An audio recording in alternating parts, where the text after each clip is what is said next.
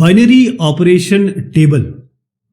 Binary operation क्या होते हैं, जैसे हम चर्चा कर चुके हैं कि आपके पास एक एलिमेंट आएगा एक सेट से, दूसरा एलिमेंट आएगा उसी सेट से, इनके बीच में कोई ऑपरेशन होगा और जो भी ऑपरेशन होगा, जो रिजल्ट आने वाला है वो भी उसी सेट से होगा।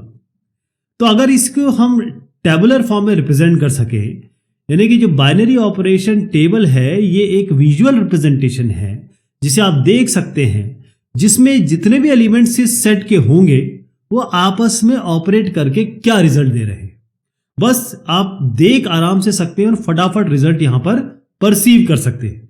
जैसे यहां पर एक टेबल दिया हुआ है, ध्यान दीजिएगा कि जो सेट हम यूज कर रहे हैं उसमें सेट है आपका 1 2 3 4 और 5। अब आप इनके बीच में कुछ ऑपरेशन करेंगे। ऑपरेशन जो है उसको हम नॉर्मली ऐसे स्टार से लिखते हैं, या हम इसको कह रहे हैं इस तरीके से कैप साइन में हम रिप्रेजेंट कर रहे हैं। तो अगर हमको इस बाइनरी ऑपरेशन टेबल को रिप्रेजेंट करना हो तो हम लिखेंगे ये कैप, क्योंकि ये बाइनरी ऑपरेशन है, कोलन सच दैट जो सेट है S क्रॉस S, इसका मतलब पहला एलिमेंट भी इसी सेट से आएगा, दूसरा एलिमेंट भी इसी सेट से आएगा, और जो इसका रिजल्ट होगा वो भी इसी सेट से आएगा। क्लियर? तो यहां पर हम रो, इसको हम कहते हैं रोज, और ये जो आप देख रहे हैं इनको हम कहते हैं कॉलम्स। और रो और कॉलम में क्या एलिमेंट होंगे? वही एलिमेंट होंगे इस सेट से जो आएंगे, और इनके बीच में जो भी ऑपरेशन होगा वो हम A कैप B से रिप्रेजेंट करेंगे। जैसे यहां पर एक एग्जांपल दे देता हूं। एक एलिमेंट यहां का ले लीजिए 3, कहां से आ रहा है? इसी सेट से आ रहा है। और यहां से एलिमेंट ले लीजिए आप 4। तो ये जो है 1 2 3 4 5 ये भी अपना ही सेट है, ये वाला। और यहां से लेकर 1 2 3 4 5 ये भी अपना ही सेट है, दोनों सेम सेट है S और S। क्लियर है? और इनके बीच में जो ऑपरेशन हो रहा है, यहां से हमने एक वैल्यू उठाई, यहां से एक वैल्यू उठाई, और इसके बीच में ऑपरेशन क्या किया? कैप। तो यहां से रो की तरफ चलिए, इसमें कॉलम की तरफ चलिए, ये जो 1 रिजल्ट आ रहा है वो क्या है? कैप का रिजल्ट है। कहने का मतलब 3 कैप 4 यहां पर रिजल्ट दे रहा है आपको 1। ऐसा समझ गए? अब किसी भी बाइनरी ऑपरेशन में आपकी अलग अलग प्रॉपर्टीज होती हैं, वो प्रॉपर्टीज पूरी होनी चाहिए, तभी हम कहते हैं कि बाइनरी ऑपरेशन है। तो ये आपका बाइनरी ऑपरेशन टेबल है। आप देख रहे हैं 1 कैप 1 1 आ रहा है, इसी तरीके से 1 कैप 2 मतलब 1 कैप 2 आपका 1 आ रहा है। आप ले लीजिए और 2 कैप 2 ये आपका 2 आ रहा है, 3 कैप 4 ये आपका 1 आ रहा है। इस तरीके से आप आराम से विजुअली देखते हुए वैल्यू निकाल सकते हैं। तो इसको देखना और समझना बहुत आसान हो जाता है। तो क्लोजर प्रॉपर्टी तो बहुत आसान है। आप किसी भी दो वैल्यू, क्योंकि सेट ये भी आपका S सेट है और ये भी आपका S सेट है, कोई भी वैल्यू के बीच में जो ऑपरेशन हो रहा है, वैल्यू जो भी आ रही है, यहां पर देखिए कोई भी वैल्यू यहां जो आ रही है, यहां से लेकर यहां तक, वो आपकी उसी सेट के अंदर है, यानी कि S बराबर 1 2 3 4 5 में ही है, कोई इससे पीछे नहीं है, कोई इससे आगे नहीं है, इसी के दरमियान है। तो इसको हम इजीली कह सकते हैं कि क्लोजर प्रॉपर्टी तो सेटिस्फाई हो रही है। बाइनरी ऑपरेशन की अलग अलग प्रॉपर्टीज भी देख लेते हैं। जैसे पहली प्रॉपर्टी है एसोसिएटिव प्रॉपर्टी। अब इसमें से कोई 3 वैल्यू उठा लीजिए। जैसे हम A ले लेते हैं 1, B ले लेते हैं आपका 2, A 1 हो गया, B आपका ऐसे लेते हैं, B 2 हो गया, और C ले लेते हैं आपका 3। इनके बीच में हम एसोसिएटिव प्रॉपर्टी कर लेते हैं। एसोसिएटिव प्रॉपर्टी का मतलब क्या होता है? एसोसिएटिव प्रॉपर्टी का मतलब ये होता है कि जब हम A operation B operation C पहले ये करें और फिर आपका A operation B operation C ये करें, आपकी वैल्यू सेम आनी चाहिए।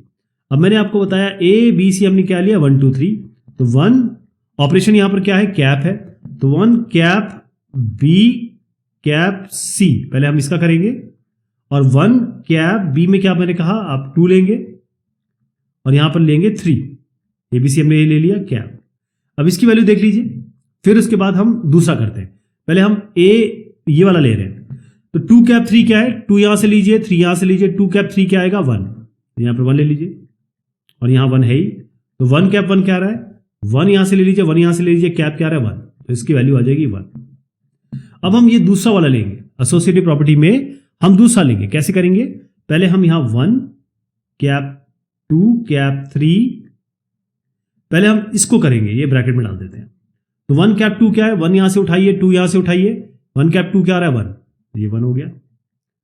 कैप 3 1 कैप 3 क्या होगा? 1 यहां से, 3 यहां से, 1 ही आ रहा है, दोनों में 1 आ गया। इसी को हम कहते हैं ये एसोसिएटिव प्रॉपर्टी है। अगली प्रॉपर्टी जो हम देखना चाहेंगे वो है कम्यूटेटिव प्रॉपर्टी। कम्यूटेटिव प्रॉपर्टी क्या कहती है?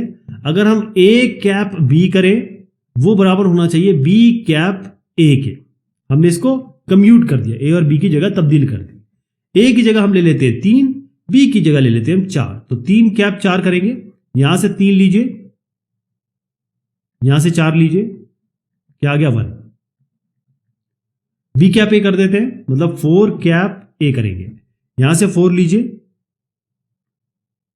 यहां से 3 लीजिए, क्या रिजल्ट आ रहा है? 1। 4 कैप a पर भी आपका 1 आ गया। तो यही कहने का मतलब है कि 4 कैप 3 और 3 कैप 4 आपका 1 आ रहा है, तो कम्यूटेटिव प्रॉपर्टी भी होल्ड कर रही है। अगली प्रॉपर्टी क्या है? Identity element. आइडेंटिटी एलिमेंट क्या मतलब है कि आपके पास a, कोई भी वैल्यू यहां से उठा लीजिए, कैप कीजिए e के साथ, तो e जो है वो आइडेंटिटी एलिमेंट होगा तभी जब वापिस a आपको मिल जाए। तो क्या हमारे पास ऐसा हो रहा है? आइडेंटिटी एलिमेंट का मतलब ये होता है कि हम जब भी किसी 1 के साथ करेंगे इसको, तो हमको वही वैल्यू मिलनी चाहिए। जैसे अब देखिए 1 कैप 1